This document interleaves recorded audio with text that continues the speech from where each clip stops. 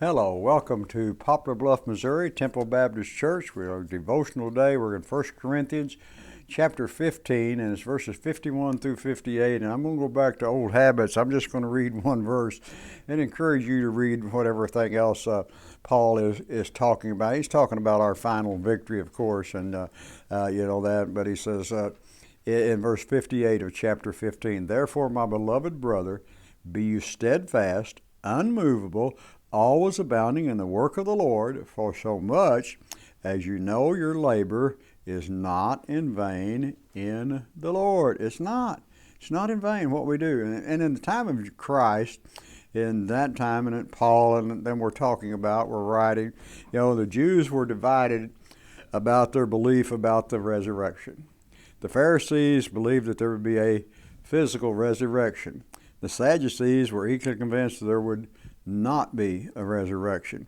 And many Greeks believed that the body was left behind when they died and only spirit remained. So, and Paul here is defending the resurrection and explaining that death for the believer is not the end. It's not the end for us, it's just the beginning, because Jesus defeated death, didn't he? We know that we have eternity with Christ, and so those are things that we got to look forward to. Paul also encouraged believers, reminding them that their works were not in vain. You're not doing these things when we're working for God.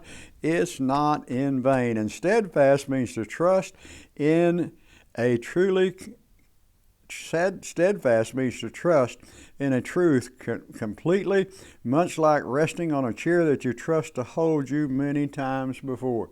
Trust. We got to do that. We got to trust that.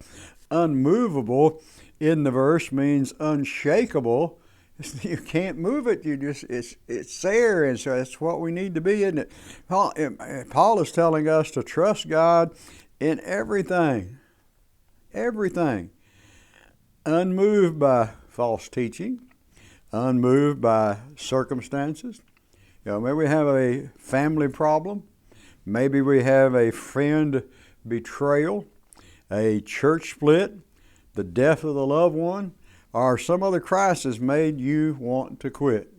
You ever just thought, I'm quitting. Throw up your hands and quit. Maybe you lost your job. Maybe your home, your marriage, you're in financial disaster. All those things are things that happen to people today in the world, good people as well as bad people. And God's no respecter of person when it comes to salvation, and the world is no respecter of person when it comes to things happening. We may think sometimes, well, it happens more to me than it does others, but I don't believe that's true. But just look to the resurrection and don't quit. Find your hope in this precious promise. Therefore, my beloved brother, be you steadfast, unmovable, always abounding in the work of the Lord, for so much as you know that your labor is not in vain in the Lord. No matter what's happening in your life today, God's got this. Easy to say, isn't it?